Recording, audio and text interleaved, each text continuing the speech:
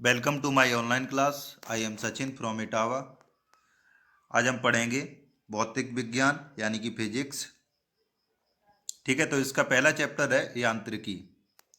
सही है ना। तो इसका पहला प्रश्न है मेरा, कार्य का मात्रक है। आपके पास 4 से 5 सेकंड का समय दिया जाएगा फ्रेंड के आंसर को कमेंट बॉक्स में देने का। सही है ना। तो पहला प्रश्न है, कार्य का मात्रक क्या है। ठीक है, तो कार्य का क्या मात्रक है। Option A joule, option B newton, option C watt, option D dyne. तो इसका सही आंसर होगा जूल। अगला प्रश्न है, प्रकाश वर्ष किसकी इकाई है। तो ऑप्शन ए दूरी, ऑप्शन बी समय, ऑप्शन सी प्रकाश, ऑप्शन डी धारा। तो इसका सही आंसर होगा प्रकाश वर्ष दूरी की इकाई है। अगला प्रश्न है मेरा, बल की एसआई यूनिट क्या है। बल की एसआई यूनिट क्या है, आंसर आपको कमेंट बॉक्स में देना है। Option A kelvin, option B pascal, option D volt. ठीक है, तो इसका सही आंसर क्या होगा फ्रेंड, आंसर आपको कमेंट बॉक्स में देना है। तो इसका सही आंसर हम आपको बता देते हैं, इसका सही आंसर है न्यूटन। अगला प्रश्न है मेरा, सूची फर्स्ट को सूची सेकंड से सुमेलित कीजिए। ठीक है ना, तो सूची फर्स्ट को सूची सेकंड से सुमेलित कीजिए। तो उच्च वेग को किससे सुमेलित करेंगे, मेक से। ठीक है, उच्च वेग को मेक से सुमेलित करेंगे, तरंग दैर्घ्य को एंगस्ट्रॉम से करेंगे।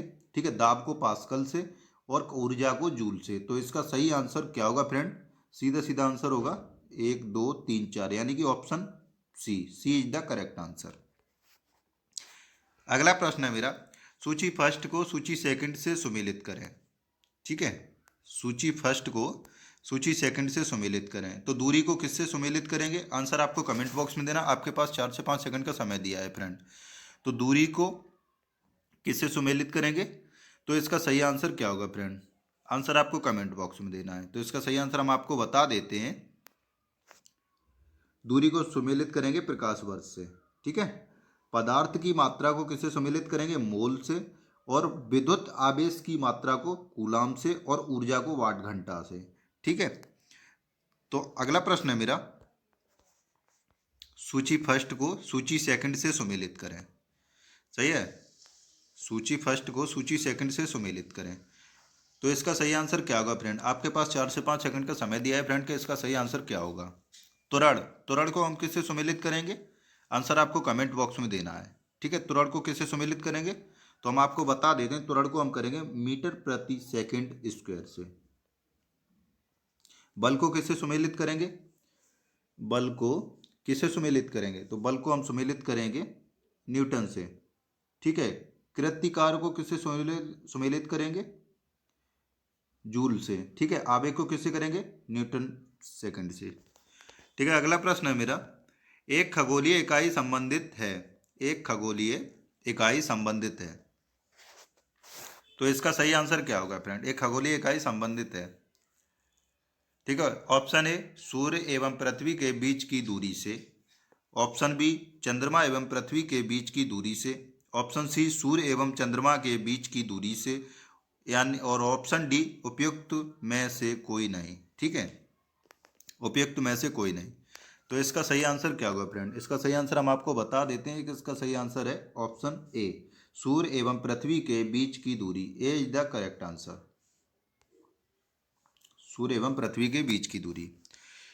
अगला प्रश्न है मेरा, पारसेक किसकी इकाई है। पारसेक किसकी इकाई है, आंसर आपको कमेंट बॉक्स में देना कि पारसेक किसकी इकाई है। ठीक है, तो इसका सही आंसर हम आपको क्या बताएं, वो सॉरी, इसका सही आंसर होगा ऑप्शन ए दूरी की, ऑप्शन बी समय की, ऑप्शन सी प्रकाश वर्ष की, प्रकाश की चमक की, और ऑप्शन डी चुंबकीय बल की। ठीक है, तो इसका सही आंसर हम आपको बता देते हैं दूरी की। अगला प्रश्न है मेरा, निम्नलिखित में से कौन सा एक सम्मिलित नहीं है। तो डेसिबल ध्वनि की तीव्रता की इकाई है, ये बिल्कुल बात सही है। अश्व शक्ति शक्ति की इकाई, ये भी बिल्कुल बात सही है। समुद्री मील नौ संचालन में दूरी की इकाई है, ये भी बिल्कुल बात सही है। सेल्सियस ऊष्मा की इकाई नहीं है, तो यही हमारा आंसर हो जाएगा। तो D is the correct answer. अगला प्रश्न है मेरा, ल्यूमेन किसका मात्रक है। अगला प्रश्न है, ल्यूमेन किसका मात्रक है। ऑप्शन ए ज्योति तीव्रता का, ऑप्शन बी ज्योति फ्लक्स का, ऑप्शन सी उपयुक्त दोनों का, ऑप्शन डी इनमें से कोई नहीं। तो इसका सही आंसर क्या होगा फ्रेंड, इसका सही आंसर होगा ज्योति फ्लक्स का। अगला प्रश्न है मेरा, भौतिक मात्रा ज्योति की इकाई क्या है? भौतिक मात्रा ज्योति की इकाई क्या है? Option A siemens, option B tesla, option C lux, option D weber.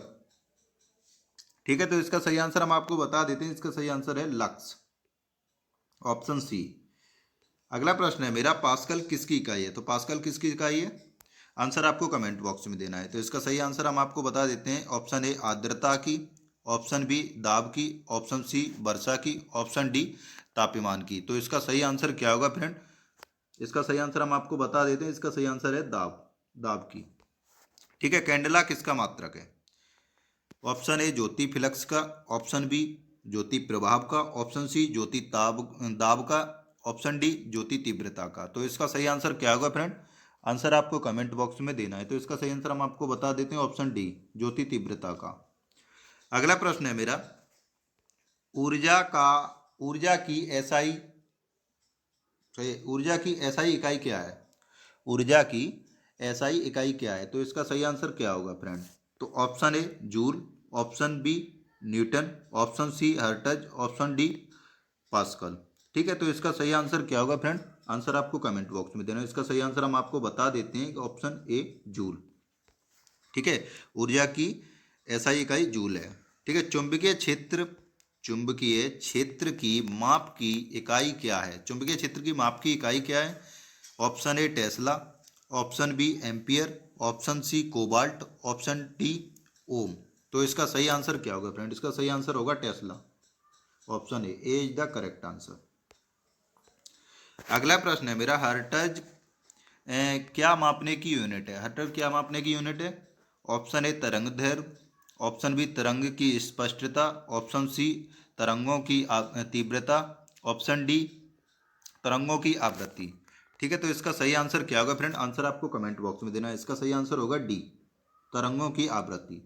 विद्युत मात्रा की इकाई है, विद्युत मात्रा की इकाई है। Option A ampere, option B ohm, option C volt, option D coulomb. तो इसका सही आंसर होगा एम्पियर। अगला प्रश्न है मेरा, एसआई पद्धति में लेंस की शक्ति की इकाई क्या है? एसआई पद्धति में लेंस की शक्ति की इकाई क्या है? Option A watt, option B dioptre, option C opter, option D metre. तो इसका सही आंसर क्या होगा फ्रेंड? आंसर आपको कमेंट बॉक्स में देना है। तो इसका सही आंसर हम आपको बता देते हैं, डायोप्टर, ऑप्शन बी डायोप्टर। ठीक है, एसआई पद्धति में लेंस की शक्ति की इकाई डायोप्टर है। अगला प्रश्न है मेरा, ध्वनि तीव्रता मापने की इकाई क्या है? ठीक है, option A candela, option B ampere, option C समुद्री मील, ऑप्शन डी डेसिबल। ध्वनि की तीव्रता मापने की इकाई डेसिबल है, ऑप्शन डी। अगला प्रश्न है मेरा, एम्पियर क्या नापने की इकाई है? एम्पियर क्या नापने की इकाई है? Option A voltage, option B current, option C प्रतिरोध, ऑप्शन डी पावर। तो एम्पियर क्या नापने की इकाई है? करंट नापने की इकाई है, करंट नापने की इकाई है। B is the correct answer. सही है ना? यंग प्रतिष्ठा का एसआई मात्रक है, यंग प्रतिष्ठा का एसआई मात्रक क्या है? आंसर आपको कमेंट बॉक्स में देना है। तो ऑप्शन ए डाइन सेमी, ठीक है, डाइन पर सेमी, न्यूटन पर मीटर, न्यूटन पर मीटर स्क्वायर, ठीक है, मीटर स्क्वायर पर सेकंड। ठीक है, तो इसका सही आंसर क्या होगा फ्रेंड? आंसर आपको कमेंट बॉक्स में देना है। इसका सही आंसर हम आपको बता देते हैं, इसका सही आंसर होगा ऑप्शन सी न्यूटन पर मीटर स्क्वायर।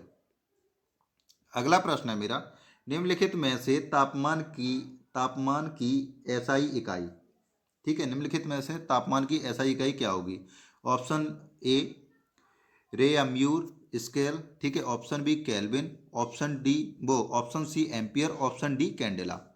ठीक है, तो निम्नलिखित तापमान की एसआई इकाई केल्विन है, B is the correct answer. अगला प्रश्न है मेरा, किसी पदार्थ की प्रतिरोधकता किस इकाई में व्यक्त की जा सकती है?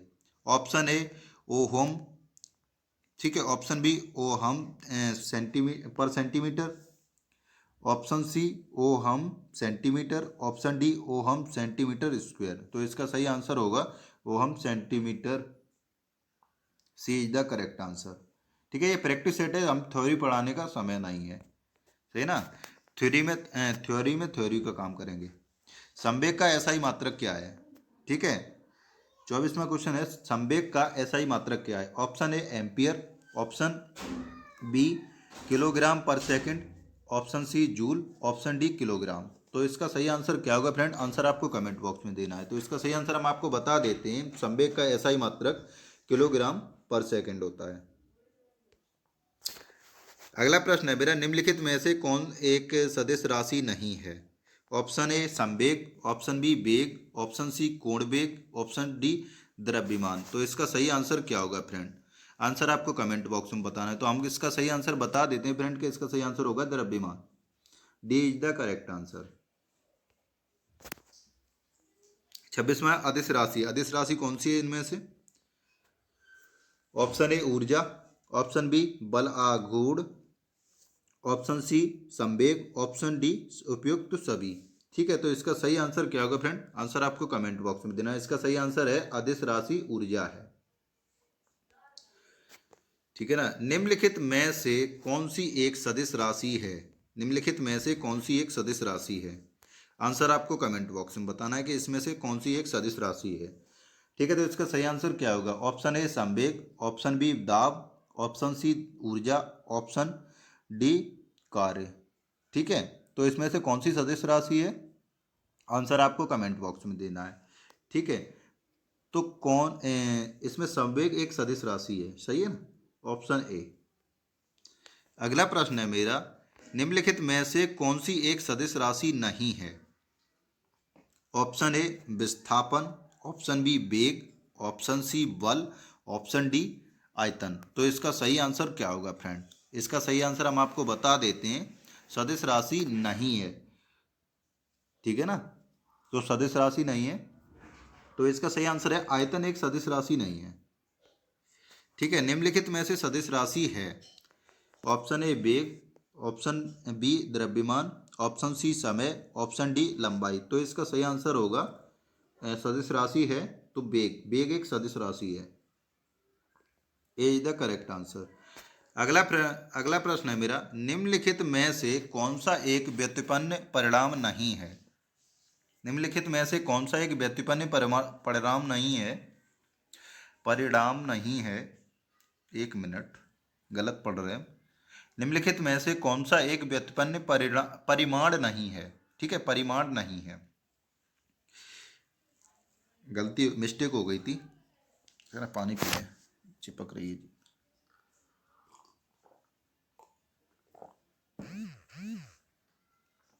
निम्नलिखित में से कौन सा एक व्युत्पन्न परिमाण नहीं है? ठीक है, तो इसका सही आंसर होगा ऑप्शन ए घनत्व, ऑप्शन बी द्रव्यमान, ऑप्शन सी आयतन, ऑप्शन डी चाल। ठीक है, ऑप्शन डी क्या है? चाल। तो इसका सही आंसर होगा द्रव्यमान। द्रव्यमान एक व्युत्पन्न परिमाण नहीं है। अगला प्रश्न है मेरा, त्वरण ज्ञात करने का सही सूत्र क्या है? त्वरण ज्ञात करने का सही सूत्र क्या है? तो इसका सही आंसर क्या होगा फ्रेंड? आंसर आपको कमेंट बॉक्स में देना है कि त्वरण ज्ञात करने का सही सूत्र क्या है।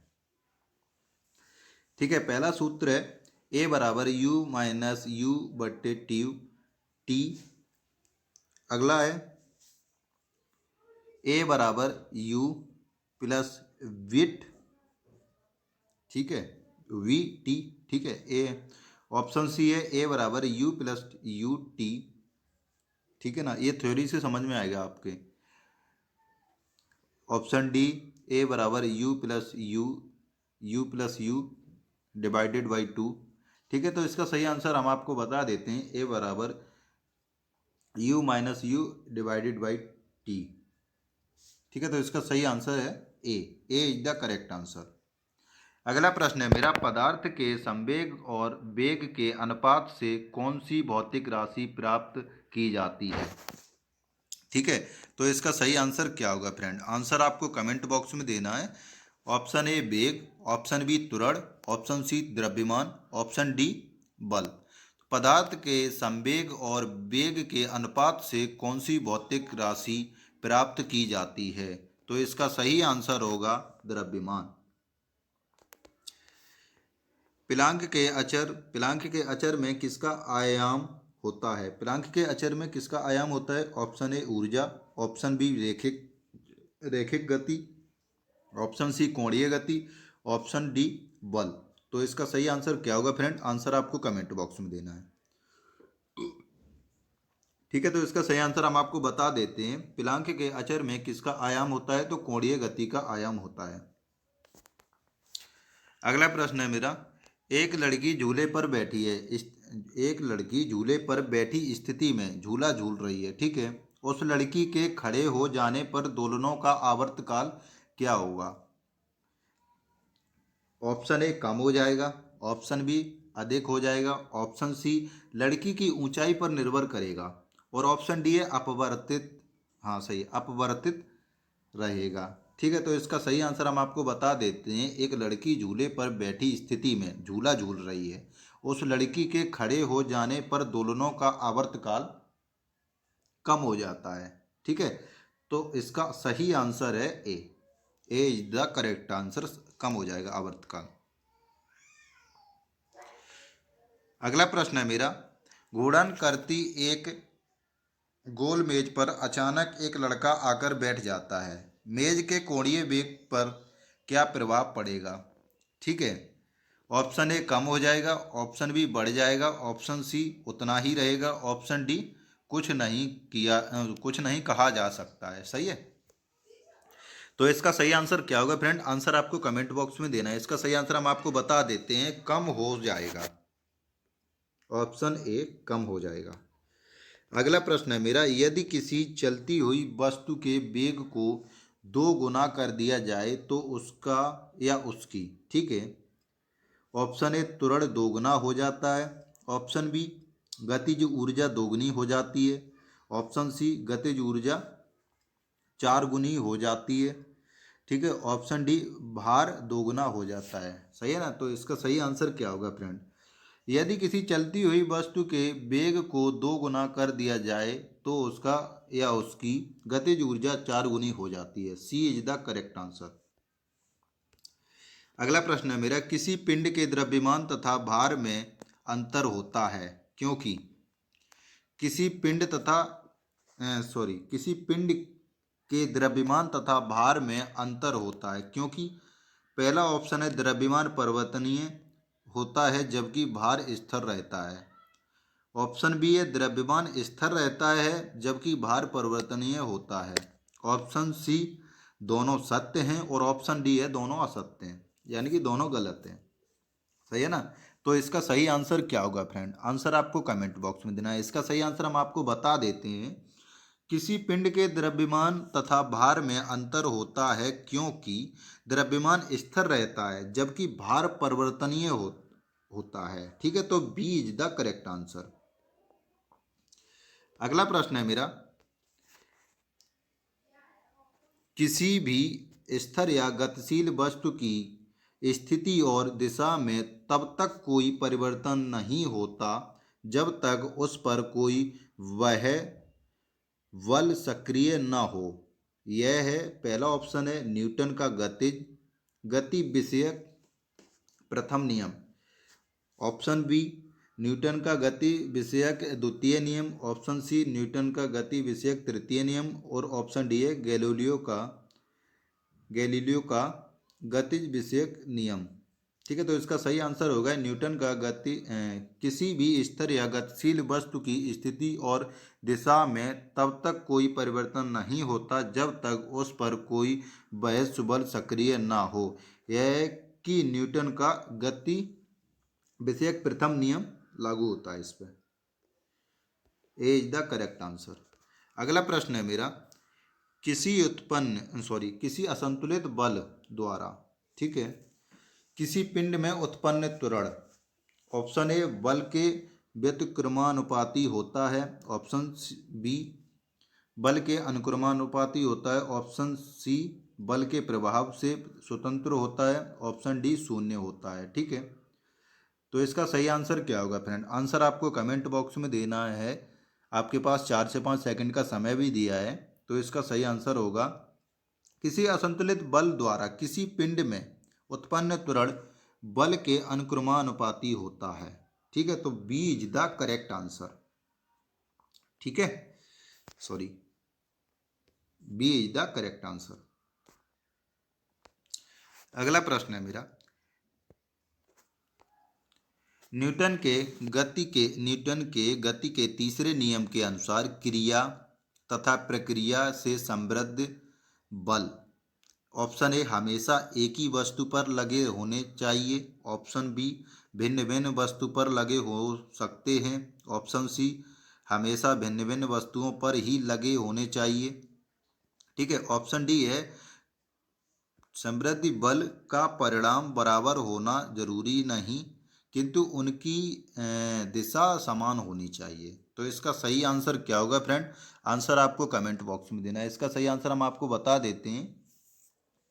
न्यूटन के गति के तीसरे नियम के अनुसार क्रिया तथा प्रक्रिया के समृद्धि बल हमेशा भिन्न भिन्न वस्तुओं पर ही लगे होने चाहिए। तो इसका सी इज द करेक्ट आंसर। अगला प्रश्न है मेरा, प्रत्येक क्रिया के बराबर, ठीक है, प्रत्येक क्रिया के बराबर व विपरीत दिशा में एक प्रतिक्रिया होती है। यह है कि ऑप्शन ए न्यूटन का गति विषयक प्रथम नियम, ऑप्शन बी न्यूटन का गति विषयक द्वितीय नियम, ऑप्शन सी न्यूटन का गति विषयक तृतीय नियम, ऑप्शन डी उपयुक्त में कोई नहीं। ठीक है, तो इसका सही आंसर क्या होगा फ्रेंड? आंसर आपको कमेंट बॉक्स में देना है। इसका सही आंसर हम आपको बता देते हैं। प्रत्येक क्रिया के बराबर व विपरीत दिशा में एक प्रतिक्रिया होती है। यह है कि न्यूटन का गति विषयक तृतीय नियम। सी इज द करेक्ट आंसर। अगला प्रश्न है मेरा, जल में तैरना न्यूटन की गति के किस नियम के कारण संभव है? सही है, तो इसका सही आंसर क्या होगा फ्रेंड? ऑप्शन ए प्रथम नियम, ऑप्शन बी द्वितीय नियम, ऑप्शन सी तृतीय नियम, ऑप्शन डी उपयुक्त सभी। ठीक है, तो इसका सही आंसर क्या होगा फ्रेंड? आंसर आपको कमेंट बॉक्स में देना है।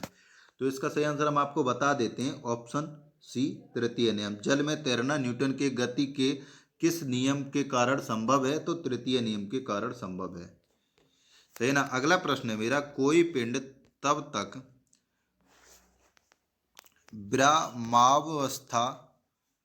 ब्रह्मावस्था में ही बना रहेगा जब तक उस पर कोई वह बल कार्य नहीं करता। यह कथन किसका है? ऑप्शन ए न्यूटन का, ऑप्शन बी आइंस्टीन का, ठीक है, ऑप्शन सी आर्किमिडीज का, ठीक है, ऑप्शन डी गैलीलियो का।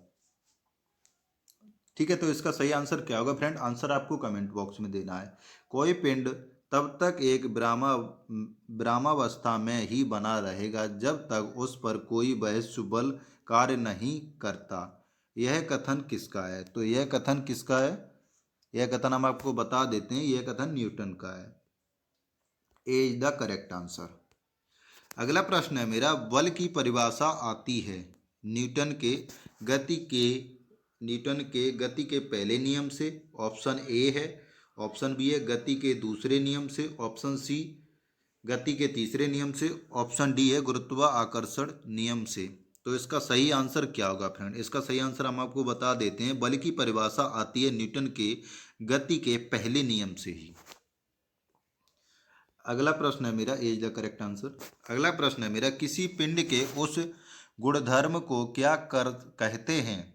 ठीक है, किसी पिंड के उस गुणधर्म को क्या कहते हैं जिससे वह सीधा रेखा में विराम एक समान गति की स्थिति में किसी भी परिवर्तन का विरोध करती है? ठीक है, तो इसका सही आंसर क्या होगा फ्रेंड? आंसर आपको कमेंट बॉक्स में देना है। इसका सही आंसर हम आपको बता देते हैं। इसका सही आंसर है जड़त्व।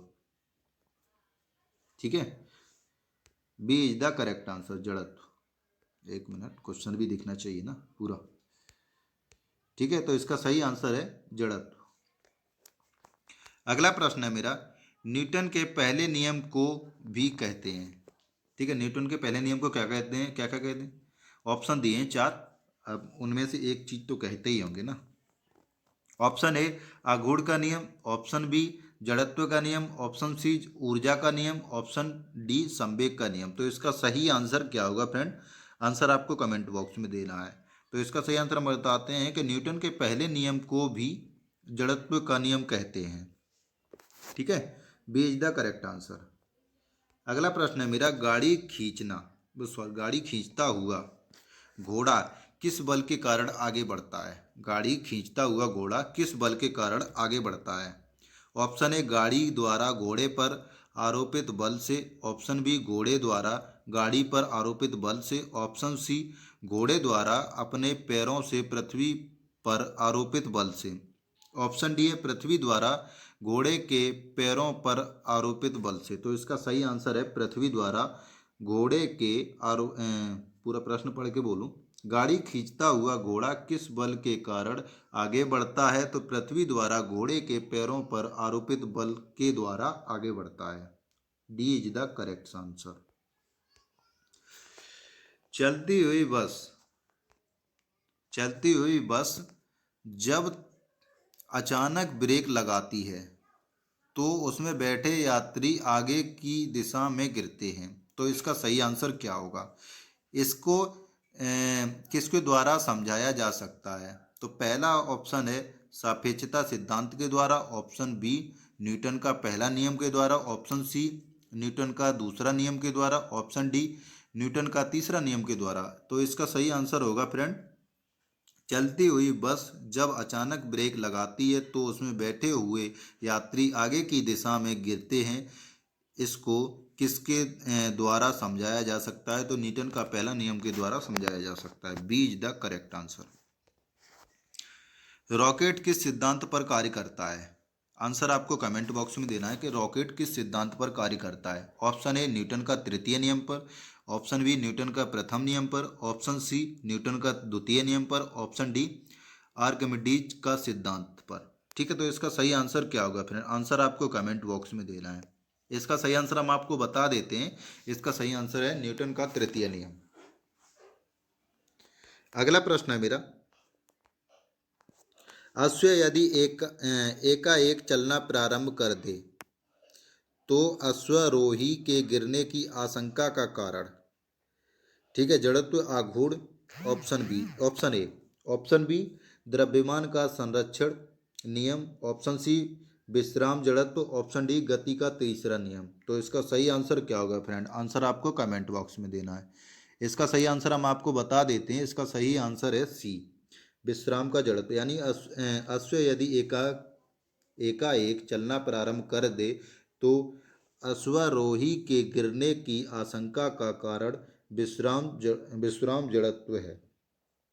ठीक है, C is the correct answer. Cricket का खिलाड़ी तेजी से आती हुई बॉल को क्यों अपने हाथ को पीछे खींचकर पकड़ता है? ठीक है, बॉल विश्राम की स्थिति में आ सकती है। ठीक है, ऑप्शन ए। ठीक है, ऑप्शन बी है बॉल है तुरंत स्थिति में रह सकती है, ऑप्शन सी हो सकता है कि उसे कम बल लगाने की आवश्यकता हो, ऑप्शन डी है हो सकता है कि उसे अधिक बल लगाने की आवश्यकता हो। तो इसका सही आंसर क्या होगा फ्रेंड? आंसर आपको कमेंट बॉक्स में देना है कि इसका सही आंसर क्या होगा। बॉल विश्राम की स्थिति में आ जाती है, या आ सकती, क्या है, आ जाती है। ठीक है, ठीक है, इसका सही आंसर क्या होगा? तो इसका सही आंसर हम आपको बता देते हैं फ्रेंड। इसका सही आंसर होगा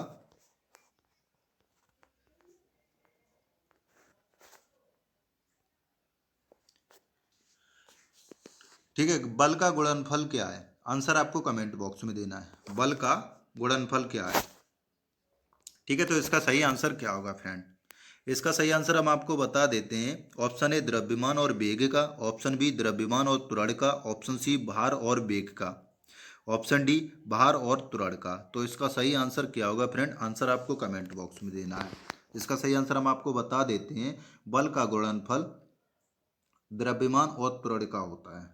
ठीक है, अगला प्रश्न है मेरा, जब कोई व्यक्ति चंद्रमा पर ठीक है, जब कोई व्यक्ति चंद्रमा पर उतरता है तो उसके शरीर में उपस्थिति, जब कोई व्यक्ति चंद्रमा पर उतरता है तो उसके शरीर में उपस्थिति ऑप्शन ए पदार्थ की मात्रा में परिवर्तन होता है, ऑप्शन बी भारी घट जाता है तथा मात्रा अपवर्तित रहती है, ऑप्शन सी भार में परिवर्तन होता है, ऑप्शन डी मात्रा तथा भार दोनों में कमी न होती है।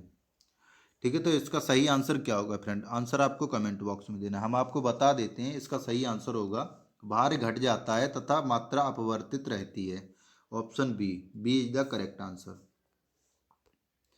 अगला प्रश्न है मेरा, यदि हम भूमध्य रेखा, ठीक है, यदि हम भूमध्य रेखा से ध्रुवों की ओर जाते हैं तो जी का मान क्या है? तो इसका सही आंसर क्या होगा फ्रेंड? ऑप्शन ए बढ़ जाता है, ऑप्शन बी घट जाता है, ऑप्शन सी वही बना रहता है, ऑप्शन सी 45 डिग्री अक्षांश तक घटता है। तो इसका सही आंसर क्या होगा फ्रेंड? यदि हम भूमध्य रेखा से ध्रुवों की ओर जाते हैं तो जी का मान क्या होता है? तो जी का मान होता है बढ़ जाता है। ठीक है, ए इज द करेक्ट आंसर। अगला प्रश्न है मेरा, शरीर का वजन पृथ्वी की सतह पर सभी जगह एक समान होता है, ऑप्शन ए है ये बात, ऑप्शन बी है ध्रुवों पर अधिकतम होता है, ऑप्शन सी है विषुवत रेखा पर अधिकतम होता है, ऑप्शन डी है मैदानों की तुलना में पहाड़ियों पर अधिक होता है। ठीक है, तो इसका सही आंसर क्या होगा फ्रेंड? आंसर आपको कमेंट बॉक्स में देना है। इसका सही आंसर है पृथ्वी का वजन, जो पृथ्वी का वजन है, पृथ्वी का वजन, अरे पृथ्वी का वजन नहीं भाई, शरीर का वजन, सॉरी मैं ही पढ़ रहा, मैं ही गलत पढ़ रहा, पानी पी ले।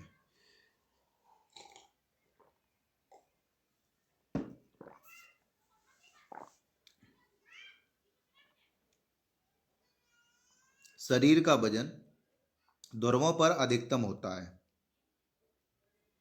सही ना?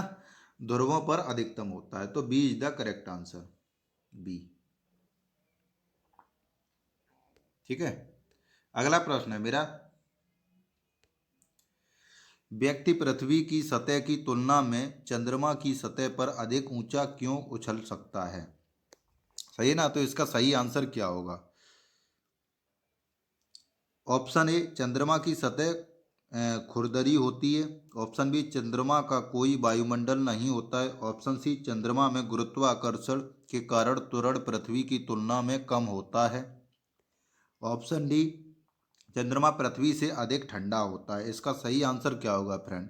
इसका सही आंसर हम आपको बता देते हैं कि व्यक्ति पृथ्वी की सतह की तुलना में चंद्रमा की सतह पर अधिक ऊंचा क्यों उछलता है? चंद्रमा में गुरुत्वाकर्षण के कारण त्वरण पृथ्वी की तुलना में कम होता है, तो option C, C is the correct answer.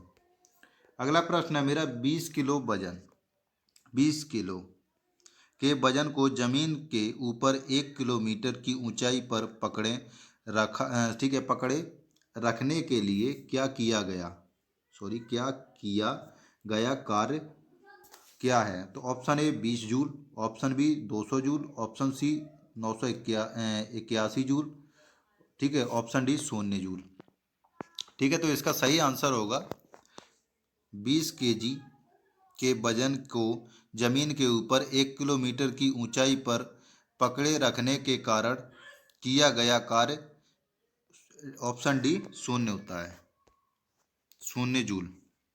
अगला प्रश्न है मेरा, एक व्यक्ति की दीवार को धक्का देता है, एक व्यक्ति एक दीवार को धक्का देता है, सही है ना, पर उसे व्यवस्थित करने में असफल रहता है, तो वह क्या करता है? आंसर आपको कमेंट बॉक्स में देना है कि इसका सही आंसर क्या होगा फ्रेंड। इसका सही आंसर हम आपको बता देते हैं। ऑप्शन ए कोई भी कार्य नहीं होता है, ऑप्शन बी ऋणात्मक कार्य, ऑप्शन डी धनात्मक परंतु अधिकतम कार्य नहीं, ऑप्शन डी अधिकतम कार्य। इसका सही आंसर क्या होगा फ्रेंड? आंसर आपको कमेंट बॉक्स में देना है। तो हम आपको बता देते हैं, एक व्यक्ति एक दीवार को धक्का देता है पर उसे व्यवस्थित करने में असफल रहता है, यानी कि दीवार को पलटने में असफल रहता है। ठीक है, तो कार्य तो कोई नहीं हुआ, तो कोई भी कार्य नहीं। ए इज द करेक्ट आंसर। अगला प्रश्न है मेरा,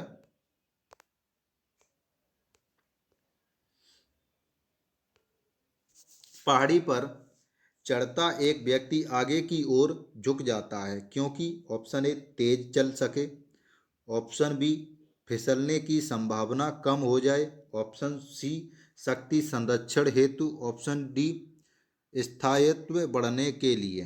तो इसका सही आंसर क्या होगा फ्रेंड? आंसर आपको कमेंट बॉक्स में देना है।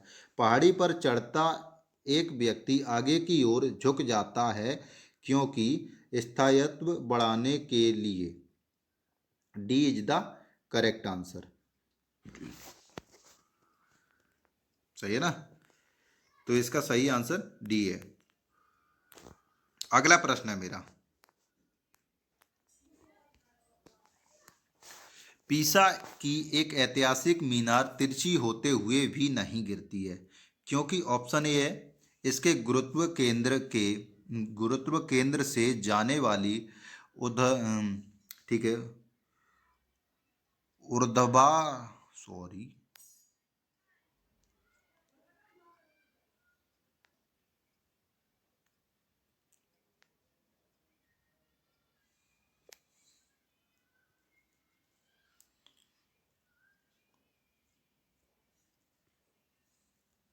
ठीक है। 60वां क्वेश्चन, पीसा की ऐतिहासिक मीनार तिरछी होते हुए भी नहीं गिरती है क्योंकि इसके गुरुत्व केंद्र से जाने वाली ऊर्ध्वाधर रेखा आधार से होकर जाती है। तो ठीक है, तो इसका सही आंसर क्या होगा? Option B sorry option B है इसके गुरुत्व केंद्र के से होकर जाने वाली ऊर्ध्वाधर रेखा आधार से होकर नहीं जाती है, ऑप्शन सी है इसके पीछे ईश्वरीय प्रभाव है, और ऑप्शन डी है यह एक आश्चर्य है। तो ठीक है, इसका सही आंसर क्या होगा फ्रेंड? आंसर आपको कमेंट बॉक्स में देना है। इसका सही आंसर हम आपको बता देते हैं। इसका सही आंसर है ए, इसके गुरुत्व केंद्र से जाने वाली रेखा ऊर्ध्वाधर रेखा आधार से होकर जाती है। ठीक है, तो इसका सही आंसर है option A is the correct answer.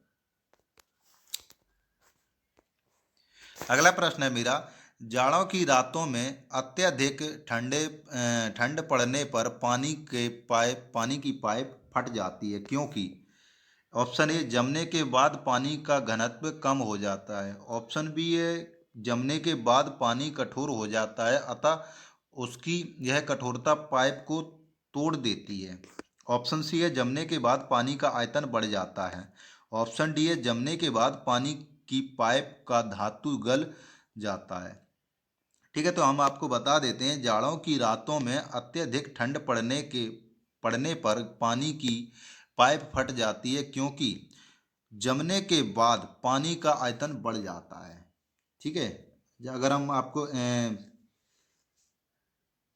Fridge में बोतल रखते हैं ना, तो उसमें थोड़ी खाली रखते हैं, सही ना, अगर वो जमने के बाद क्योंकि पानी का आयतन बढ़ता है। अगला प्रश्न है मेरा, पानी से भरी डाट लगी बोतल जमने पर टूट जाएगी। ठीक है, पानी से भरी डाट लगी बोतल जमने पर टूट जाएगी। ठीक है, क्योंकि जमने पर बोतल सिकुड़ती है। ठीक है, ऑप्शन बी जमने पर जल का आयतन घट जाता है, ऑप्शन सी जमने पर जल का आयतन बढ़ जाता है, ऑप्शन डी कांच ऊष्मा का कुचालक है। तो हम आपको बता देते हैं, पानी से भरी डाट लगी बोतल जमने पर टूट जाएगी क्योंकि जमने पर जल का आयतन बढ़ जाता है। तो सी is the correct answer.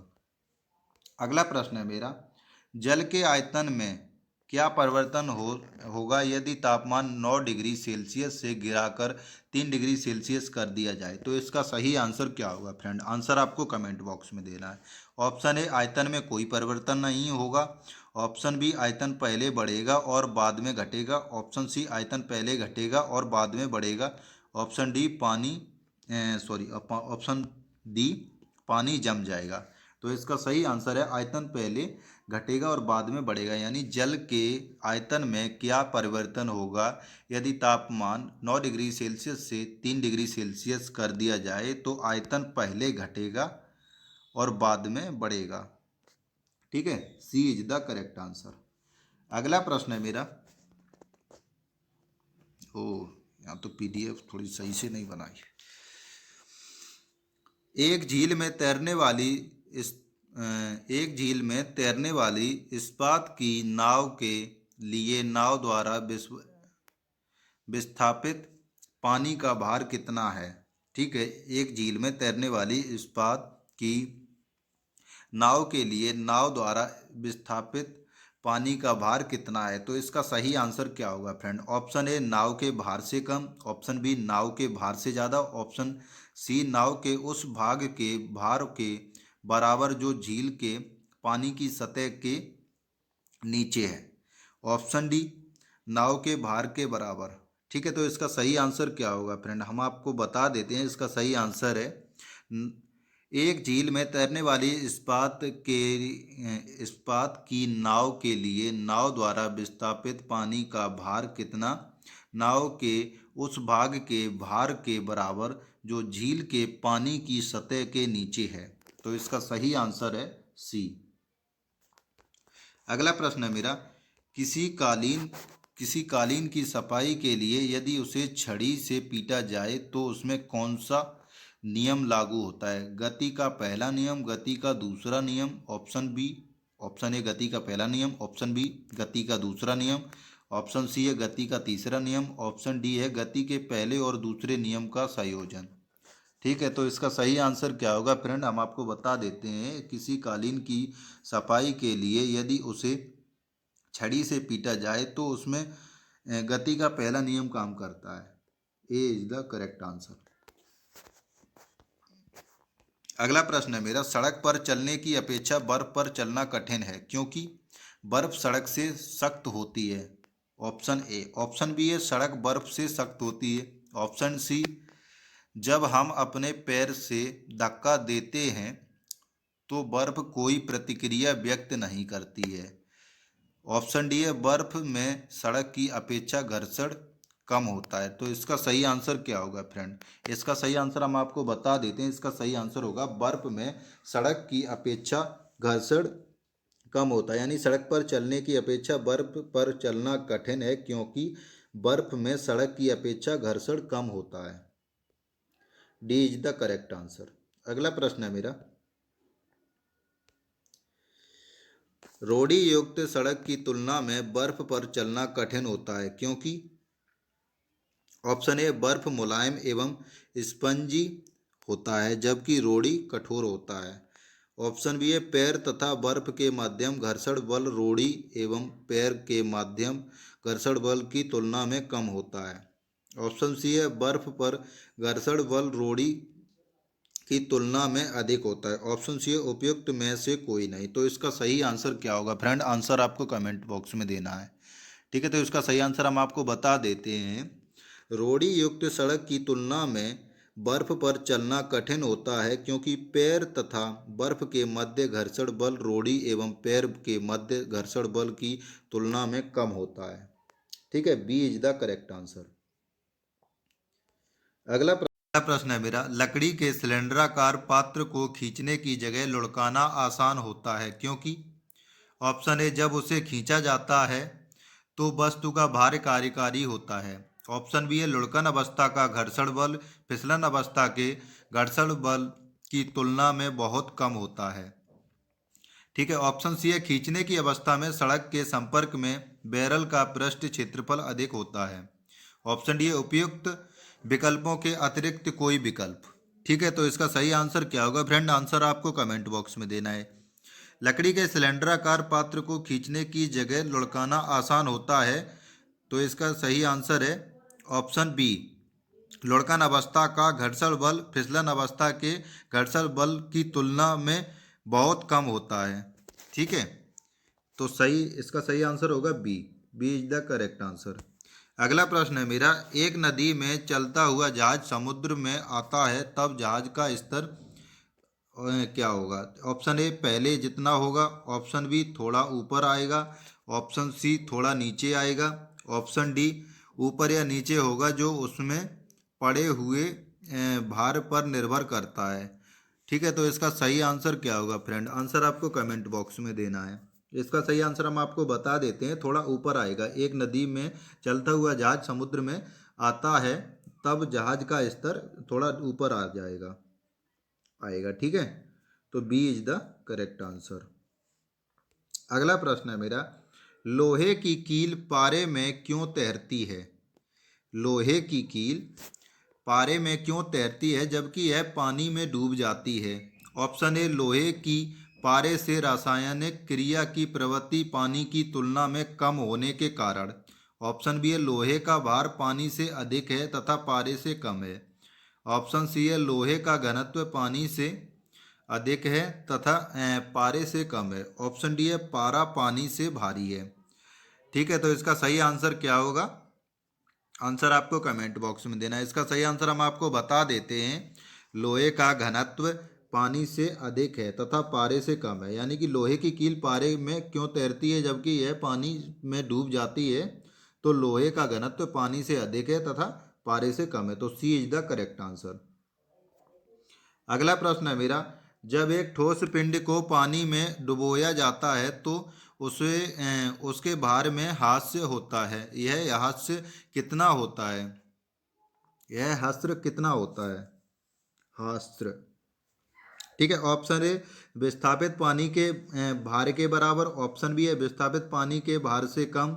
Option C है, विस्थापित पानी के भार से अधिक। ऑप्शन डी है, विस्थापित पानी के भार से संबंधित नहीं। विस्थापित पानी के भार से संबंधित नहीं। ठीक है, तो इसका सही आंसर क्या होगा फ्रेंड? आंसर आपको कमेंट बॉक्स में देना है। जब एक ठोस पिंड को पानी में डुबोया जाता है तो उसके भार में हास्य होता है। यह हास्य कितना होता है?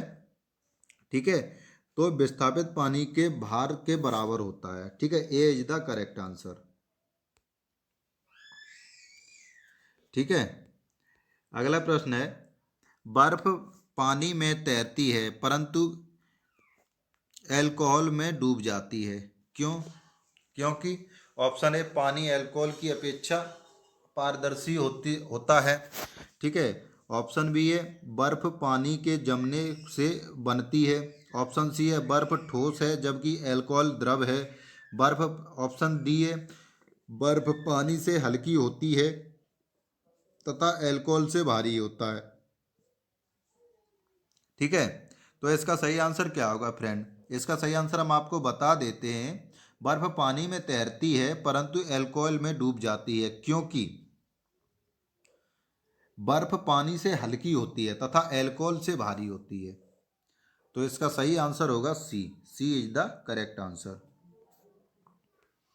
अगला प्रश्न है मेरा, स्टील की गोली पारे में तैरती है क्योंकि ऑप्शन ए, पारे में कोई वस्तु डूब नहीं सकती। ऑप्शन बी है, पारे का घनत्व स्टील की अपेक्षा अधिक होता है। ऑप्शन सी है, स्टील का घनत्व पारे की अपेक्षा अधिक होता है। ऑप्शन डी, गोली तैर नहीं सकती है। ठीक है, तो इसका सही आंसर क्या होगा फ्रेंड? इसका सही आंसर हम आपको बता देते हैं। इसका सही आंसर होगा, स्टील की गोली पारे में तैरती है क्योंकि पारे का घनत्व स्टील की अपेक्षा अधिक होता है। ठीक है, तो B is the correct answer. अगला प्रश्न है मेरा, एक लोहे की गेंद पारद या मरकरी से भरी बाल्टी में गिराया जाता है तो ऑप्शन ए, यह बाल्टी की पेंदी में बैठ जाएगी। ऑप्शन बी है, यह पारे की सतह पर तैरेगी। ऑप्शन सी है, यह घुल जाएगी।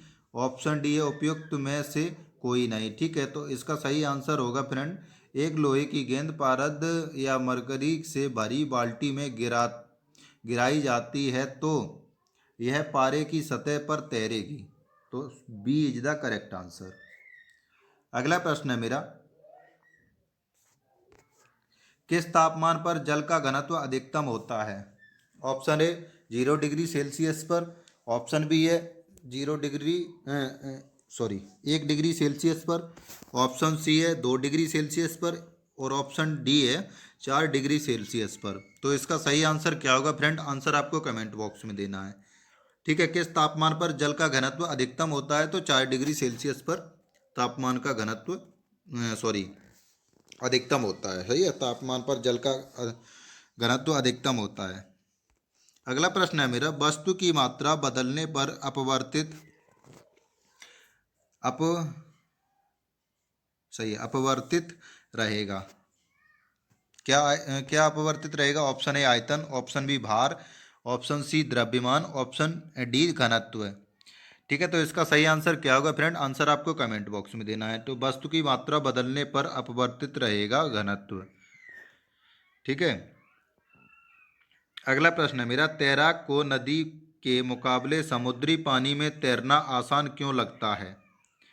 अगला प्रश्न है मेरा, ऑप्शन ए समुद्री पानी में प्रदूषण कम होता है, ऑप्शन बी है समुद्री तरंगें तैराक को तैरने में सहायक होती हैं, ऑप्शन सी है समुद्री पानी का घनत्व साधारण पानी से ज़्यादा होता है, ऑप्शन डी है समुद्र में पानी का आयतन ज़्यादा होता है। तो इसका सही आंसर क्या होगा फ्रेंड? आंसर आपको कमेंट बॉक्स में देना है। इसका सही आंसर हम आपको बता देते हैं। तैराक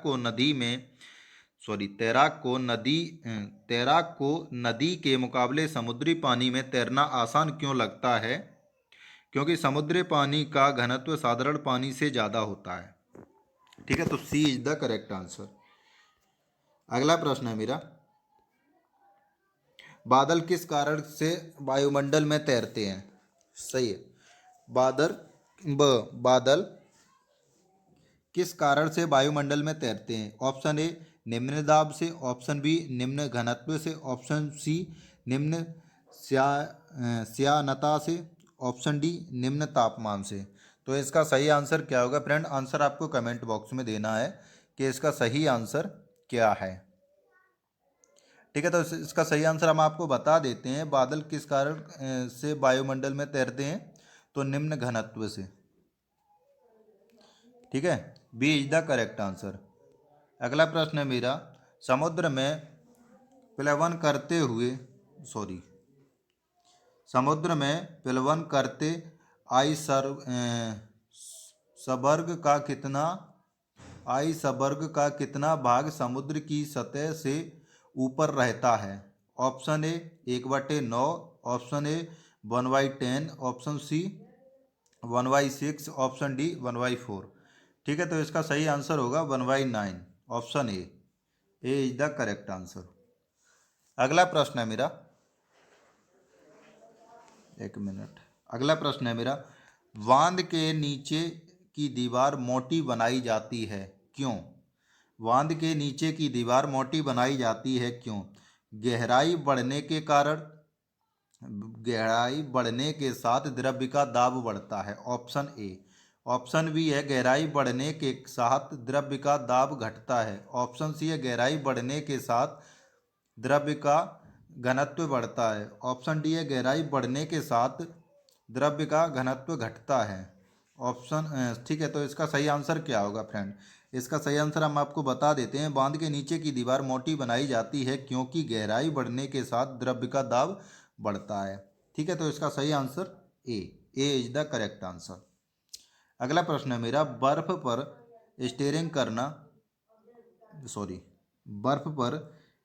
स्केटिंग करना प्रदर्शित करता है किस दाब बढ़ाने पर बर्फ का गलनांक बढ़ जाता है? ऑप्शन ए, ऑप्शन बी है घट जाता है, ऑप्शन सी अपवर्तित रहता है, ऑप्शन डी है पहले घटता है फिर बढ़ता है। तो इसका सही आंसर होगा, बर्फ पर स्केटिंग करना प्रदर्शित करता है कि दाब बढ़ाने पर बर्फ का गलनांक घट जाता है। ठीक है, तो इसका सही आंसर होगा B is the correct answer. अगला प्रश्न है मेरा, चौराहों पर पानी के फव्वारे में गेंद नाचती रहती है क्योंकि पानी का वेग अधिक होने से दाब घट जाता है, ऑप्शन ए। ऑप्शन बी है पानी का वेग अधिक होने से दाब अधिक हो जाता है, ऑप्शन सी है पानी के पृष्ठ तनाव के कारण पानी के पृष्ठ तनाव के कारण, ऑप्शन डी है पानी की श्यानता के कारण। तो इसका सही आंसर होगा फ्रेंड चौराहों पर पानी के फव्वारे में गेंद नाचती रहती है क्योंकि पानी का वेग अधिक होने से दाब घट जाता है। तो इसका सही आंसर होगा ए इज द करेक्ट आंसर। अगला प्रश्न है मेरा, भारी हिमखंड शीर्ष की अपेक्षा निचले तल से पिघलता है क्योंकि ऑप्शन ए निचले तल का तापमान अधिक होता है, ऑप्शन बी है निचले तल का निचले तल का दाब अधिक होने के कारण गलनांक घट जाता है, ऑप्शन सी है बर्फ वास्तविक ठोस नहीं है। ठीक है, ऑप्शन डी है उपयुक्त में कोई नहीं। तो इसका सही आंसर होगा फ्रेंड भारी हिमखंड शीर्ष की अपेक्षा निचले तल से पिघलता है क्योंकि निचले तल का दाब अधिक होने के कारण गलनांक घट जाता है। तो B is the correct answer. अगला प्रश्न है मेरा, दलदल में फंसे व्यक्ति को लेट जाने की सलाह दी जाती है क्योंकि क्षेत्रफल, ऑप्शन ए क्षेत्रफल अधिक होने के से दाब कम हो जाता है। ठीक है, ऑप्शन बी है क्षेत्रफल अधिक होने से दाब अधिक हो जाता है, ऑप्शन सी है दाब व क्षेत्रफल की कोई संबंध नहीं है, ऑप्शन डी है उपयुक्त सभी कारणों से। तो इसका सही आंसर हम आपको बता देते हैं, दलदल में फंसे व्यक्ति को लेट जाने की सलाह दी जाती है क्योंकि क्षेत्रफल अधिक होने से दाब कम हो जाता है। सही है ना, ए इज द करेक्ट आंसर। अगला प्रश्न है मेरा, बर्फ के दो टुकड़ों को आपस में दबाने पर टुकड़े आपस में चिपक जाते हैं क्योंकि ऑप्शन ए दाब अधिक होने से बर्फ का गलनांक घट जाता है, ऑप्शन बी है दाब अधिक होने से बर्फ का गलनांक बढ़ जाता है, ऑप्शन सी है दाब अधिक होने से बर्फ का गलनांक पहले घटता है फिर बढ़ता है, ऑप्शन डी है दाब व गलनांक में कोई संबंध नहीं है। तो इसका सही आंसर होगा बर्फ के दो टुकड़ों को आपस में दबाने पर टुकड़े आपस में चिपक जाते हैं क्योंकि दाब अधिक होने से बर्फ का गलनांक घट जाता है। ए इज द करेक्ट आंसर। अगला प्रश्न है मेरा,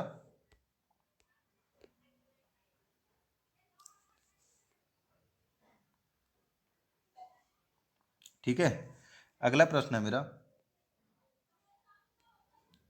प्राय तेजी आंधी आने पर फूस या टीन की हल्की छतें उड़ जाती हैं क्योंकि ऑप्शन ए छतों का आकार जटिल होता है, ऑप्शन बी है छतें कसकर बंधी नहीं होती हैं, ऑप्शन सी है छत के ऊपर बहने वाली उच्च वेग की वायु छत सतह पर दाब उत्पन्न कर देती है तथा छत के नीचे दाब सामान्य रहता है। तो इसका सही आंसर क्या होगा, ऑप्शन डी है फूस की छतें तेज वायु से स्वतः उड़ जाती हैं। तो इसका सही आंसर क्या होगा फ्रेंड, इसका सही आंसर हम आपको बता देते हैं कि इसका सही आंसर होगा प्राय तेज आंधी आने पर फूस या टीन की हल्की छतें उड़ जाती हैं क्योंकि छत के ऊपर बहने वाली उच्च वेग की वायु छत सतह पर दाब उत्पन्न कर देती है तथा छत के नीचे दाब सामान्य रहता है। ठीक है, तो सी इज द करेक्ट आंसर। अगला प्रश्न है मेरा, रेल की पटरी के नीचे एक लकड़ी या कंक्रीट की चौड़ी पट्टियां लगाई जाती हैं जिससे कि ऑप्शन ए वह झटकों को अवशोषित कर सके, ऑप्शन बी है फिस पट्टियां सही तरीके से लगाने के लिए, ऑप्शन सी पटरियां समांतर बनी रहें, ऑप्शन डी है रेलगाड़ी द्वारा लगाया गया दाब कम हो जाए। ठीक है, तो इसका सही आंसर क्या होगा फ्रेंड, आंसर आपको कमेंट बॉक्स में बताना है कि रेल की पटरी के नीचे लकड़ी या कंक्रीट की चौड़ी पट्टियां लगाई जाती हैं जिससे कि रेलगाड़ी द्वारा लगाया गया दाब कम हो जाए। ठीक है, तो D is the correct answer, इसका सही आंसर होगा डी। अगला प्रश्न है मेरा, पहाड़ों पर कभी कभी व्यक्ति के नाक व मुंह से खून निकलने लगता है क्योंकि ऑप्शन ए ऊंचाई बढ़ने से रक्त दाब बढ़ जाता है, ऑप्शन बी ऊंचाई बढ़ने के साथ रक्त दाब घट जाता है, ऑप्शन सी ऊंचाई बढ़ने के साथ वायुमंडलीय दाब बढ़ता है, ऑप्शन डी ऊंचाई बढ़ने के साथ वायुमंडलीय दाब घटता है। ठीक है, तो इसका सही आंसर क्या होगा फ्रेंड? आंसर आपको कमेंट बॉक्स में देना है। इसका सही आंसर हम आपको बता देते हैं। पहाड़ों पर कभी कभी व्यक्तियों के नाक व मुंह में खून निकलने लगता है, क्योंकि क्योंकि ऊंचाई बढ़ने के साथ वायुमंडलीय दाब घटता है। सही है ना, तो इसलिए खून निकलता है। अगर आप पहाड़ों पे जाओगे तो आपको मतलब सबके नहीं, कुछ ही व्यक्तियों के नाक से खून निकलता है। अगला प्रश्न है मेरा, हवाई जहाज में फाउंटेन पेन फाउंटेन पेन से स्याही बाहर निकल आती है, क्योंकि ऊंचाई बढ़ने से वायु दाब में कमी आती है। ऊंचाई बढ़ने से, ऑप्शन बी है, ऊंचाई बढ़ने से वायु दाब में वृद्धि होती है। ऑप्शन सी है, ऊंचाई बढ़ने से वायु दाब अपवर्तित रहता है। ऑप्शन डी है, उपयुक्त में कोई नहीं। ठीक है, तो इसका सही आंसर क्या होगा फ्रेंड? आंसर आपको कमेंट बॉक्स में देना है। इसका सही आंसर हम आपको बता देते हैं। इसका सही आंसर होगा, हवाई जहाज में फाउंटेन पेन से स्याही बाहर निकल आती है, क्योंकि ऊंचाई बढ़ने से वायु दाब में कमी आती है। ऊंचाई बढ़ने से वायु दाब में कमी आती है। तो ए इज द करेक्ट आंसर। अगला प्रश्न है मेरा, यदि पृथ्वी का द्रव्यमान वही रहे और त्रिज्या 1% कम हो जाए, तब पृथ्वी के तल पर जी का मान क्या होगा? ठीक है, तो इसका सही आंसर हम आपको बता देते हैं। ऑप्शन ए 0.5% बढ़ जाएगा। ऑप्शन बी है 2% बढ़ जाएगा। ऑप्शन सी है 0.5% कम हो जाएगा। ऑप्शन डी है 2% कम हो जाएगा। ठीक है, तो इसका सही आंसर क्या होगा फ्रेंड? आंसर आपको कमेंट बॉक्स में देना है। इसका सही आंसर हम आपको बता देते हैं। यदि पृथ्वी का द्रव्यमान वही रहे और त्रिज्या 1% कम हो जाए, तब पृथ्वी के तल पर जी का मान 2% बढ़ जाएगा। ठीक है, तो 2% बढ़ जाएगा। इसका सही आंसर होगा B. B is the correct answer. अगला प्रश्न है मेरा, ऊंचाई की जगहों पर पानी 100 डिग्री सेल्सियस के नीचे के तापमान पर क्यों उबलता है? ठीक है, तो इसका सही आंसर क्या होगा? क्योंकि वायुमंडलीय दाब कम हो जाता है, अतः उबलने का बिंदु नीचे आ जाता है। ऑप्शन ए है। ऑप्शन बी है, क्योंकि गुरुत्वाकर्षण कम होता है। ऑप्शन सी है, पर्वतों पर भारी हवाओं के कारण। ऑप्शन डी है, उपयुक्त में से कोई सही नहीं। ठीक है, तो इसका सही आंसर क्या होगा फ्रेंड? आंसर आपको कमेंट बॉक्स में देना है। इसका सही आंसर हम आपको बता देते हैं। ठीक है, इसका सही आंसर हम आपको बता देते हैं, क्योंकि वायुमंडलीय दाब कम हो जाता है, अतः उबलने का बिंदु नीचे आ जाता है। ठीक है ना, तो इसका सही आंसर होगा ए इज द करेक्ट आंसर। अगला प्रश्न है मेरा, साबुन के बुलबुले के अंदर का दाब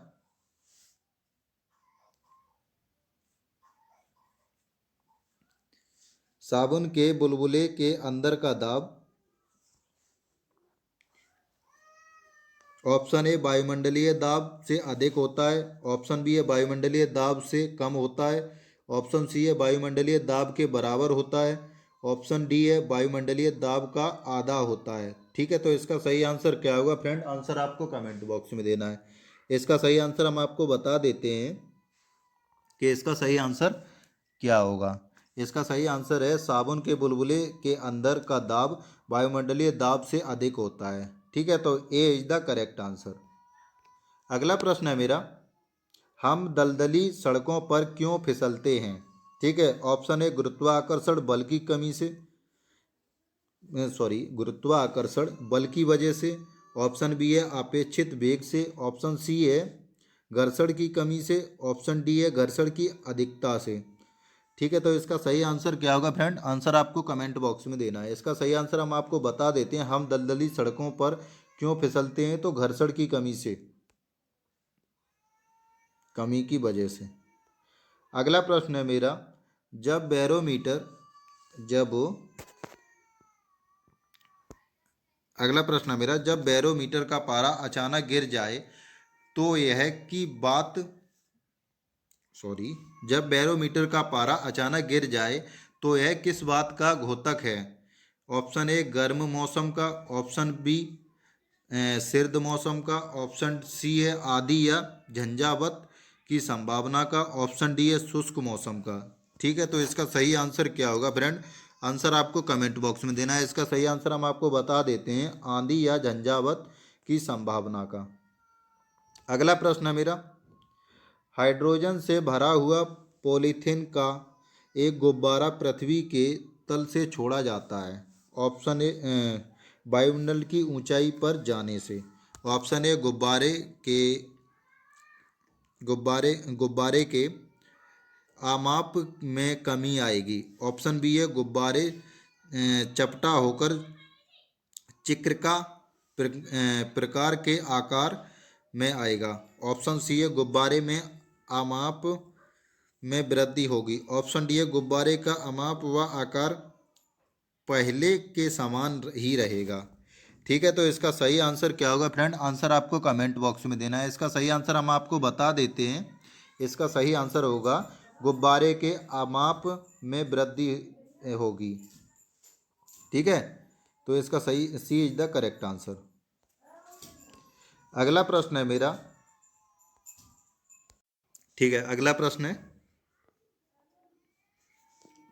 जब फोर्टेन वायु दाब मापी किसी ऊंचे पर्वत पर ले जाता है तो नलिका में पारा गिर जाता है, क्योंकि ऑप्शन ए वहाँ वायु अपेक्षाकृत हल्की होती है, ऑप्शन बी है ताप में न्यूनता के साथ पारा निम्न हो जाता है, ऑप्शन सी है वहाँ पर वायुमंडलीय दाब निम्न हो जाता है, ऑप्शन डी है वहाँ पर पृष्ठ तनाव घट जाता है। ठीक है, तो इसका सही आंसर क्या होगा फ्रेंड? आंसर आपको कमेंट बॉक्स में देना है। वहाँ पर वायुमंडलीय दाब निम्न हो जाता है, C is the correct answer. अगला प्रश्न है मेरा, उड़ान से पहले हवाई जहाज दौड़ मार्ग पर दौड़ाया जाता है। ठीक है, ऑप्शन ए कार्यकारी वायुदाब घटाने के लिए, ऑप्शन बी है कार्यकारी वायुदाब बढ़ाने के लिए, ऑप्शन सी है वायुयान द्वारा भूमि के मध्य घर्षण बल को कम करने के लिए, ऑप्शन डी है वायुदाब द्वारा भूमि के मध्य घर्षण बल को अधिक करने के लिए। ठीक है, तो इसका सही आंसर होगा B is the correct answer. अगला प्रश्न है मेरा, हाइड्रोजन से भरा हुआ रबड़ का गुब्बारा वायु में ऊपर जाकर फट जाता है, क्योंकि ऑप्शन ए हाइड्रोजन का भार घट जाता है, ऑप्शन बी वायु दाब बढ़ जाता है, ऑप्शन सी हाइड्रोजन का दाब घट जाता है, ऑप्शन डी वायु दाब घट जाता है। ठीक है, तो इसका सही आंसर होगा हाइड्रोजन से भरा हुआ रबड़ का गुब्बारा वायु में ऊपर जाकर फट जाता है, क्योंकि इसका सही आंसर क्या होगा? इसका सही आंसर होगा वायु दाब घट जाता है। ठीक है, D is the correct answer. अगला प्रश्न है मेरा, प्रेशर कुकर में खाना कम समय में पकता है, क्योंकि ऑप्शन ए अधिक दाब के कारण उबलते पानी का ताप कम हो जाता है, ऑप्शन बी है चारों ओर से बंद होने के कारण वायु का प्रभाव नहीं पड़ता है, ऑप्शन सी है अधिक दाब के कारण उबलते पानी का ताप बढ़ जाता है, ऑप्शन डी है प्रयुक्त पानी का वाष्पन बहुत कम होता है, ऑप्शन। ठीक है, तो इसका सही आंसर क्या होगा फ्रेंड? आंसर आपको कमेंट बॉक्स में देना है। तो हम इसका सही आंसर आपको बता देते हैं, प्रेशर कुकर में खाना कम समय में पकता है, क्योंकि अधिक दाब के कारण उबलते पानी का ताप बढ़ जाता है, तो सी इज द करेक्ट आंसर।